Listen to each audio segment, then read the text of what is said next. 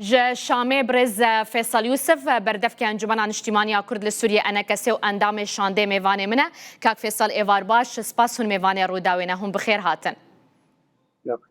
قالك سباس أف جوينا و لسردا خوازا كيبو بدرستي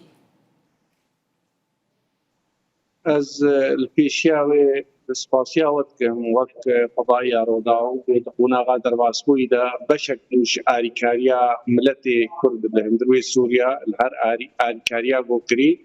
و ایروجی بردوام تیدا جیری زگرتنی هم سپاسی جورد کن و ملت کردستان اتمامی رد کن اب بخواستن سردخوازی حکومت سوری تایبت وزارتا دروا دابونا انجمنان اجتماعی کردی برین هایی گلک جاری بخواستن هبون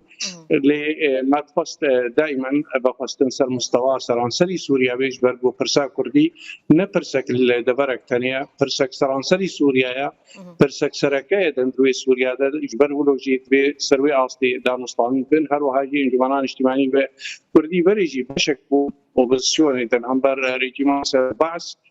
اواگو بدي بر مافي ملتي كرد باشا كاك فيصل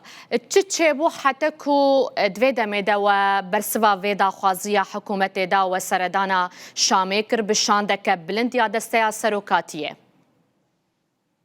از دبيجم نجاركي ودوا وسيا شارع يعني قستن دانما لي ام جيرا مدبود في استاوي بلنتر بي تشتكي نو اواغون ها بلكي تقديرات وضع كينود في مثلا كون هاد بي لفقرنا قود بي نبوي تني بغريدايا فندرغو غريدايا اواغو اري كرنك وقتيغو ايرو افري فبريال هندروي الشامي سروكاتيا سوريا يانجي وزارتها دربا قهدانكي بقضيه كردي سر زيدي اصلا كيتكن دوی ارینی پیش آلی مدو امچوا کار خبگین سیاسی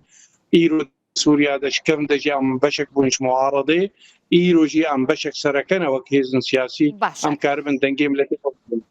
كاك فيصل جوينا و دوهل قال الشيباني بو وزير درفا ايرو جيل قال سروكي سوريا احمد الشرعبو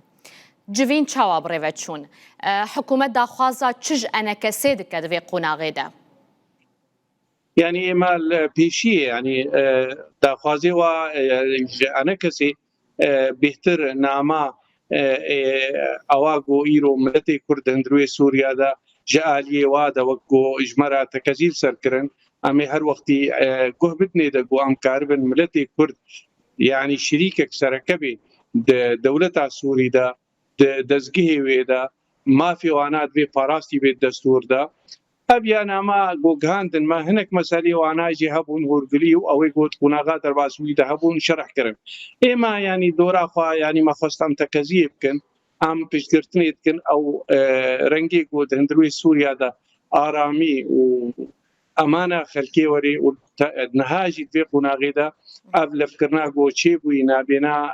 قصدي وحكومتها سوري اواغو براستيد في بي بنجهك بو ارامي وبرساك يعني تشتيقو تيدا هاتي ودنافرجي اب مرسومي ودركتي اي سيز ده بنجهك بيج مودان وسطاندني وام سربكن ما في ملتي كرد ما يعني افتشتاريني الجموادي تنجم بريز اسعد شيباني وجنابي احمد شرعجي اب مثلا اريني بالجماعه دوهد بياننامه أنا كسيدة خالق بالا من كشاند كاك فيصل يعني هون جبلي أو ما في كوبرد مرسومة سيزدة هاتب ويا شرع هون داخوازا ما في نتوي سياسي وشاندية قالي كردكن للسرفية كي هم وزير درفة هم سروكي سوريا تشغوتيا آمدنا دستور دا اعترافي بكرد بكن وكان تويا كي للسورية يعني قلت يا مثلا شرح كرن وقوتن يعني إيما أم قوتني إذا حتى مرسوم هناك آخر يجي قرك برينها يعني أب مرسوم در كتبانا يعني ياقو ما هشت حتى أنها بلكي بيهتر أم مسائل ما وك هورغوليه ما نزاني بو ليام آمادنا با مثلا أم قهداري الكسي كردوانا بكن صبا اف دستور اف مرسوم چاوا به تفلی دستور ببی یا چاوال سر به سکناندن فراتر ببی ئامادەبوونە خۆدانە نیشاندانمان تەکەزیل سەروێ کرد قەضیا ملەتێمان نە قەضیا 10 ساڵێ تالیە 15-20 ساڵێ تالیە قەضیا ئەمە بەعمرێ دەولەتە سووری بە گرێداییە وەک پرسێک سەرەکە دەبێ چارە ببی. باشە و جوینێدا لەسەر مەسەلا شکل و ئاوایە دەولەتێ دێچاوە بە بتایبەتی کوونە ناوەندی داخوازیەکە کوردانە هەمشاندا کوردیە هەڤبەژی لەسەر وێ هون ئاخڤینە؟ یعنی هەر مەتەکەزیت کرد سەر مەسەلا کوردم ئالیە بووم بوار ڕوونشت بوون تدی یەکجی وەزیری دەربە بوو یەکجی بەڕێز ئەحمەد شەرع ڕئیسێ دەولەتێ بوو یعنی ئەم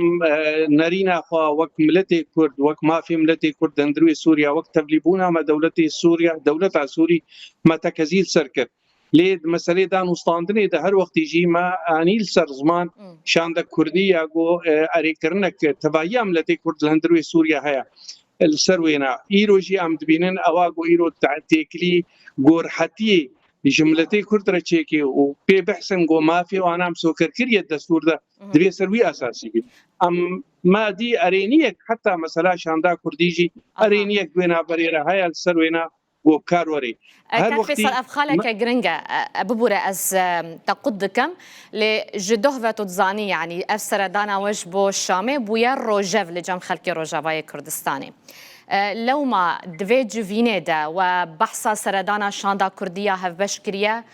hîna jî enekesê pabendî derencamên konferansa 26 Nîsanê ye? Em wek Encûmena Niştimanî Kurdî ئەم ji 2012 بە خودی بێ نەرینا کوردینە ئەم هەر وەختی مە گوتیە ئەم بێ کەلوەستا کوردیرەنا و gelek levkirin û îrojî em xwedî wêne ji ber got pêkhat neyê hêzek siyasî tenê ê miletê me timam ye heger em bixwazin xwedî hêz bin xwedî rol bin Sûriya paşeroj de divê yek helwesta Kurdî û Kurd wek pêkhatekî şirîkê hindirûyê Sûriya de min ev me tekezî kir li her dicbatê gomakirî me tekezî ser kir. Aha, yani hon bedîlê şanda Kurdiya hevbeş nînin di vê seredanê de we daw kiriye ku civîn li gel şanda Kurdiya hevbeş jî bêkirin.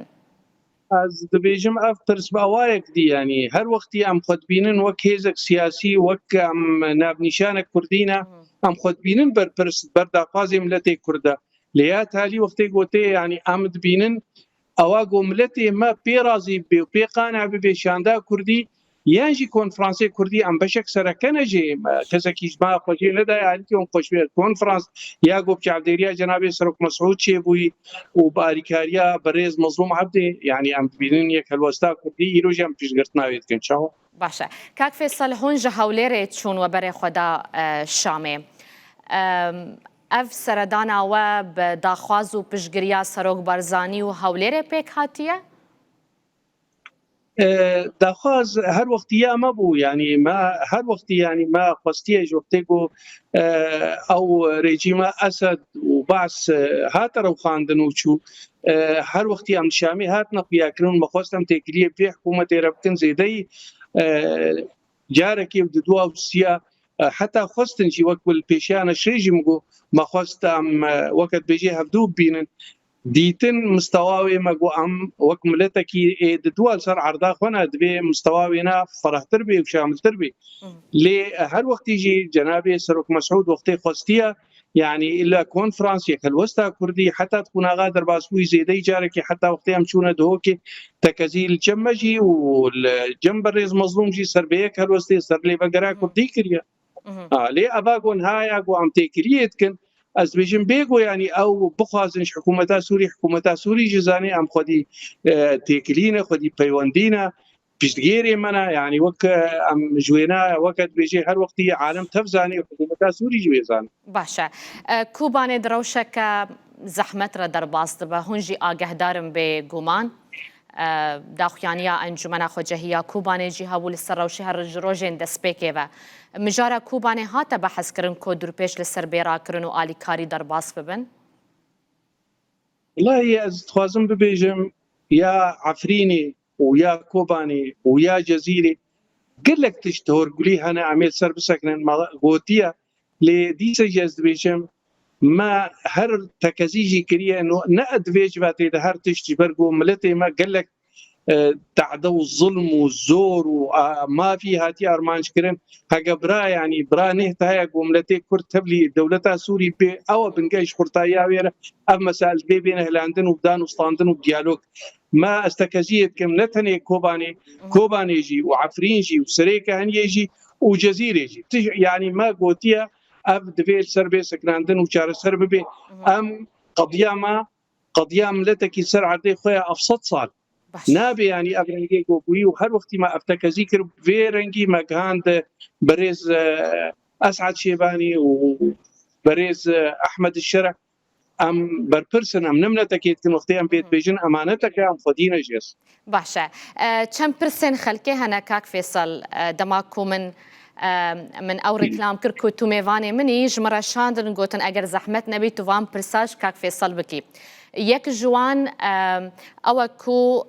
تشما بريز مسعود بطال كو ريفابري نافشيا عفرينية دد هردو جويناندا باش داره اف يك جبرسامبو نهاية يعني آلية بترى دروني يعني أم نكارن بيجن شما فلان رونشتي شما فلان لي يعني أب مسعود بطال جيج وقتيكو أم منابي بيستي وهقل عفريني غيري تشتي بوزيتيف ما جي بيستنا لي حاضر بناوي آلية جهتيكو أم شونا جموانا أوا بقصتن داي وحاضر باشا إجبو وقرا خلق السريكانية وعفريني چه سوز هاتنه داین کو افجی پرسکدن اج خلکیج مرا گهشتی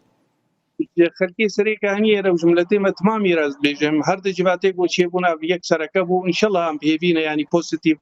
سر شغل عندن جرك يعني دمك نيزيجي انجام بينك بياكرن لي از نكارم بيجم سوزي داوي شنو وي تشاوبي لي يك خالي سركبو يقول هر دجباتا جي ما بحث كر از بيجم سريكا هني جناب د كوباني عفرين جزيره دستي وصاغبه برسا پێشمەرگەیان ڕۆژی هەیە کاک فێسەل کو دیسانجی ji dohve kampînek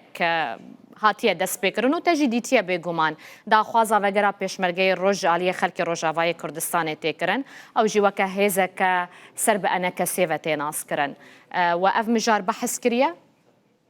از بزلالي بيجم نا يعني ابنا نيا بحسيب يعني اواقون هاي رو ام دبيجن قبل فكرني قو شي بوي دبي جيب بن دبي اراميش خلكي ربي ناج اليك سركت ويكشي نزانم ام دبي ما ام دبينن برنگكي باواكي ريزغرتن جبا لفكرنا ربي اواقو ملتي ما نان ولا بي في يمكن ملتي ما سرنكتيا يانجي برنگكي دي سوريا بسرناك بها قملتي ما نسر كتيبي نب ما بي نشركي سوريا بي ابي كسيغو كارو خباتي بده صالا كري وناغا سورا سوري وردجي كري براستي كدا وانا نبي شركات سوريا ودستور سوريا تشينابي وافدنك مبزلاليت كام باشا ددمك نزدا و دوباره نفساندنا دستور بكرن وافدا خوازي كريا تماما ما قلتي يعني دستور يعني جيراغانا دستوري ناستاما سوري ملتي كرد تمام اف بو دعوه ملي از بناجد بيجم هورغولي ودان وستاندن اواغو وك نابلي بي ديالوج مفاوضات روجيتي بايرا ما تكزيل سروي كريه قالك تشتنا انها ما وقت بيجي دخيزك ودو دخازك وسيا ديابلتي ما وسط صالي ارمانش كرين دبي تماما سربيستان از بناجد بيجم اريني سرتات سكناندن و ام هيفي جيت كن او ارينيا وانا ببي قابل سر عرضي بينا لياس بينا بريرة ريار وداويرة بيجم يك هالوسطة ما إيرو شهر وقتي ممترة أم وك بيكات كرد وك ملتي كرد سر رسن سر عرضي خوا دبي أم فبر بنش برغو نرينك معايا دبي أم برفانية بردب كنت كوناغات إيدا وأزولو جي بهورم وملتي مو أم تمام جي بهورن وكن جمان وسوريا نس أو سوريا بيش كتيبه اگر ملتي ما نشري كيوي بوقت ملتك سر عرضا ملتي دوا ابنا مدواج فاتا دجي لتكزيد سر كريو من جمله رج بيجن دستي وصاغبي ازقلك سباسياتت كمبريز فيصل يوسف بردفك انا كسي واندامي شانديج شامي توميفاني منبوي سباس قالك خير